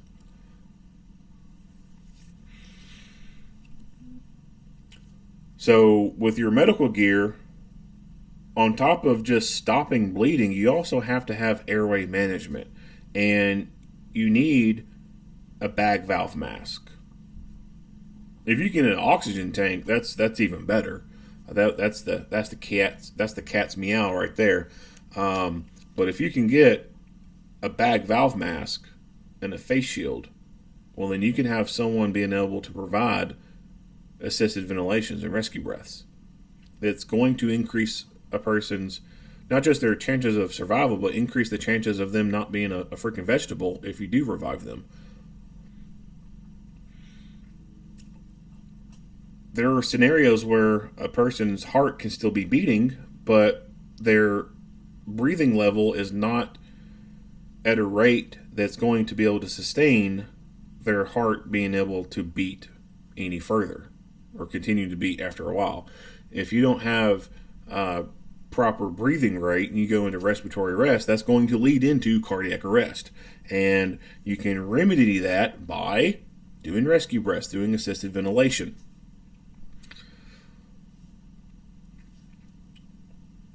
So when you put your medical gear together, you need to think about that stuff. It's not about just having a tourniquet and a pressure bandage. It's also about having some airway stuff. Is this stuff expensive? It's not cheap.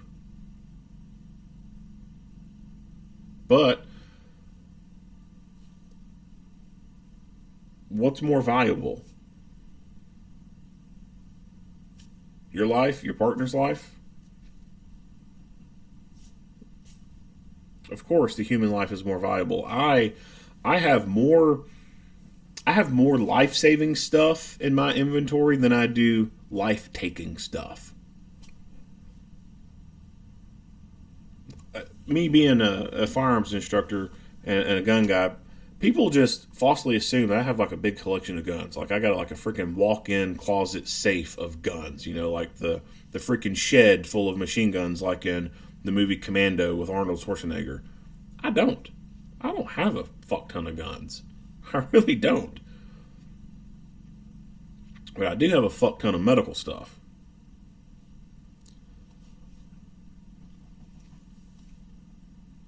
And the reason behind that is because you're more likely to come across some type of medical emergency than you are a deadly force encounter.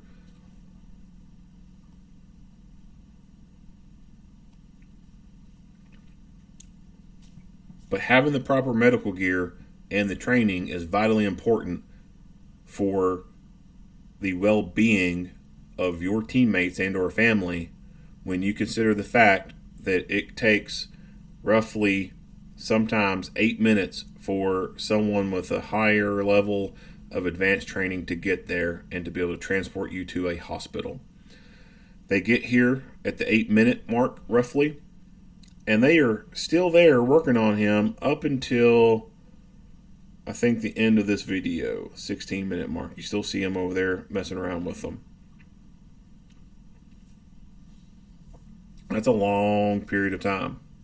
It really is. You need to be able to be self-sufficient in those terms. You cannot rely on the mindset that, oh, the ambulance will be here. The ambulance can get here quick. No. Especially not after a shooting. We all know the ambulance and the fire trucks will stage at a distance until they are told the scene is clear, the scene is safe. So now you take an 8-minute response time for them to ever be getting into the area. And then you could be adding in some more time of your dispatcher having to call and tell the ambulance dispatcher the scene is clear, and then that ambulance dispatcher radioing to the truck. And then the truck, because they're staged a distance away, whatever distance they are, it's going to be that time from them going from their staging location to the scene. And then getting out, grabbing their bag, getting the stretcher out, rolling over there to you, etc. That's a lot of time involved. You need to be able to provide up to a basic level of pre-hospital care, EMT, EMR level. Especially if you're going to be in the business of carrying guns for a living. If you carry a gun for a living, there's that possibility that you could be involved in a gunfight. If you're going to be involved in a gunfight, then that means that bullets go both directions and you could be shot, or your partner could be shot. If you're going to carry the tools to induce trauma, you need to carry the tools to reduce trauma. And you need to have the knowledge behind that as well.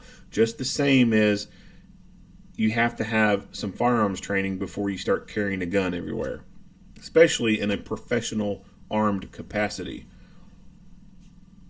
Would you ever see a security company or a police agency just giving a gun to someone without a person having any type of documented training? Well, maybe on the security side. There are some companies like that exist. But at least for the police departments, will you ever see them take someone, hand them a gun without any type of instruction whatsoever, and have them go out? No. There has to be some training there. There has to be some type of knowledge there. And the same is true with medical equipment. You need to have a level of training and knowledge.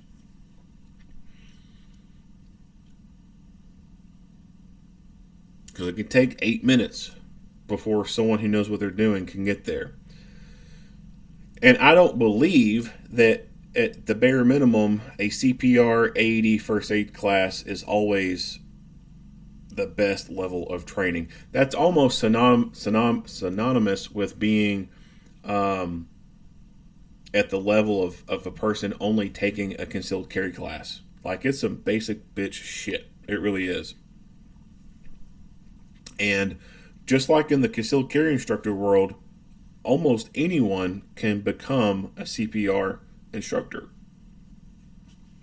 CPR AD first aid instructor. You could literally have someone who has worked at Walmart their entire life and then suddenly decided that they want to become a CPR AD first aid instructor, and they can go to American Red Cross, take the 2-3A class to be an instructor, and they have no prior experience whatsoever with medicine. None.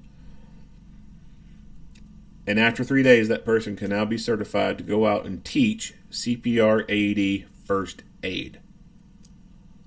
That happens all across this nation. All across the nation. People with no background in medicine are being certified to teach medical classes. That's scary. And at a bare minimum, that's what a lot of agencies do. That's what a lot of security companies do. They just have someone go through a CPR AD first aid class, and they think that's enough. It's not. That's not enough to be able to treat traumatic gunshot wounds. The first aid block of instruction from American Heart or American Red Cross is not sufficient enough to deal with gunshot wounds. That's kind of its own unique thing in a way. The first aid instruction that comes from these classes is pretty broad, and it covers a lot of different things. It covers diabetic emergencies, asthma attacks, anaphylactic shock, environmental emergencies like hyperthermia, hypothermia, stuff like that. And then it will go into, some traumatic stuff like how to stop bleeding, apply pressure, wrap a bandage around the wound. And it may have a video to be shown on how a tourniquet is used. It does not go in depth whatsoever. It's just a very basic overview of medicine stuff. It's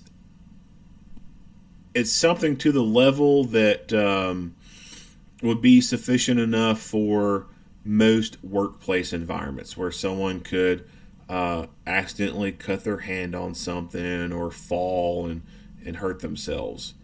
It's not, in my opinion, sufficient enough to cover gunshot wounds or other traumatic type of injuries. And you need a better level of medical care training to address those issues. So the equipment is not always cheap. There is a cost involved, but if you're a police officer, you're with an agency, you could probably get this stuff for free from the ambulance. If you're a city officer or county deputy, chances are you probably see the same faces from the EMS and fireside. Chances are you probably know some of them. Might even be Facebook friends with them. You can ask them, hey, you got an extra bag valve mask that I can have? I'm trying to stock a trauma bag. Chances are they'll probably give that to you. It's not like that's going to break the bank for them. They carry multiple of them on the truck anyway. And when they get back to the ambulance station, they'll go to the resupply room, grab another one, or if they're at the hospital, they'll just grab one from there if they need to. If you ask them for some extra bandages, some 4x4s, tape, shears, stuff like that, chances are they're probably going to give that to you. A lot of those things are disposable items. Like once they go on the truck, it's counted as being disposable. The only thing that is really truly regarded as inventory and the bean counters come around and count it would be something like narcotics on the truck if it's an advanced medical truck. Like there's going to be a paramedic on board and they've got certain drugs on the fridge inside the truck. If it's just going to be a BLS truck, basic life support truck, it's not going to have, narcotics and those kind of drugs on there.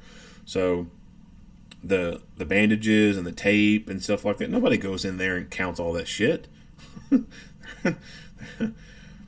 I'm sure, though, there's probably some place where there's the bean counter who goes in and counts all the freaking 4x4s in the cabinet. But for the most part, if it's a BLS truck and it's BLS type of equipment, no one goes in and counts that shit. The only stuff they count is the drugs on the bus. That's it.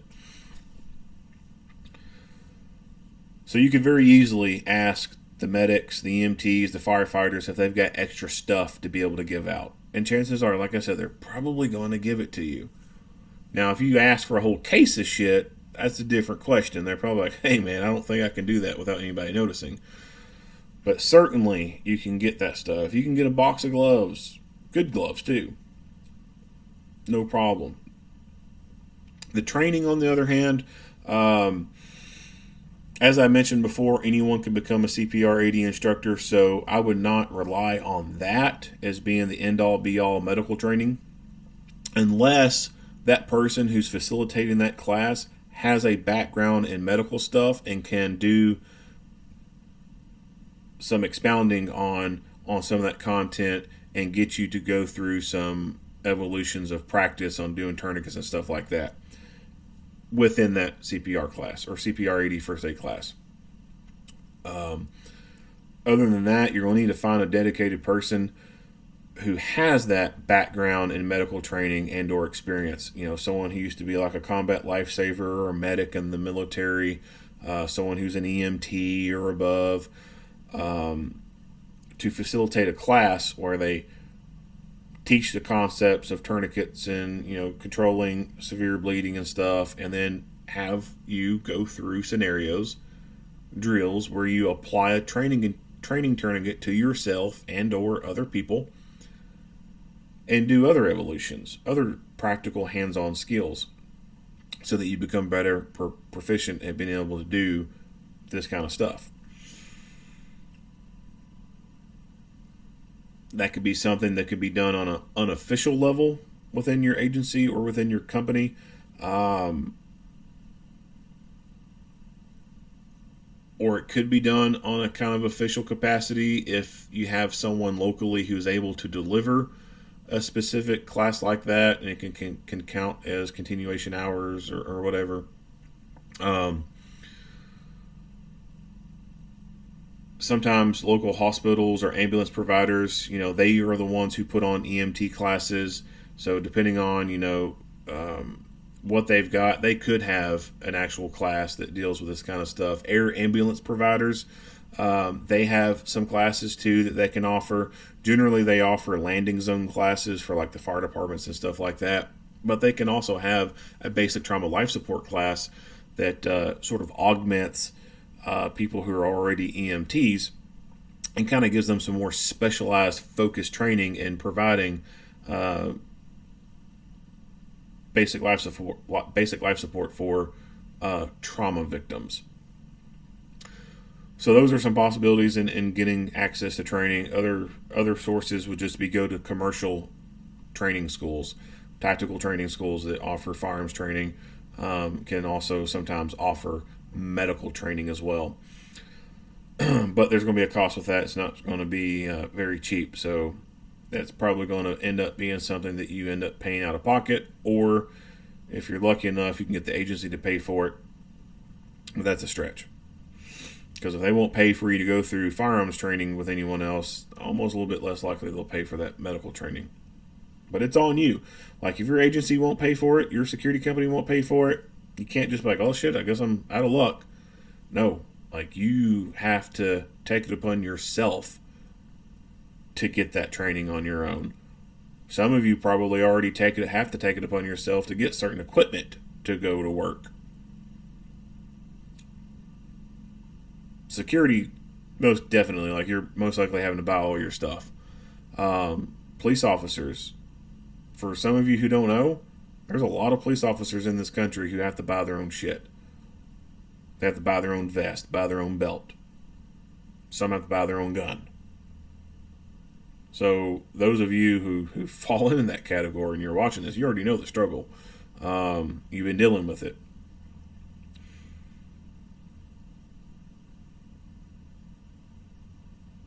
If you want to be the best you can be, you're going to have to take that effort to do it on your own. So get the medical gear and get the training.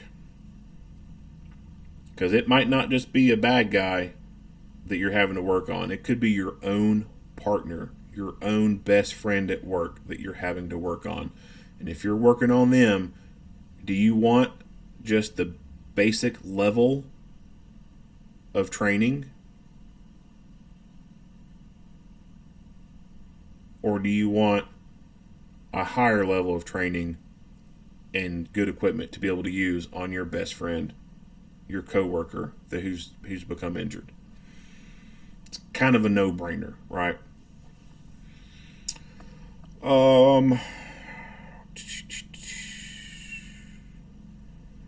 Nothing else to say about this incident or this video. If you like what you hear and see, go ahead and give me a like and a share. If you have not already, hit that subscribe button and stay tuned for more Monday quarterback videos. Earl Henderson, Primordial Defense, thank you for watching.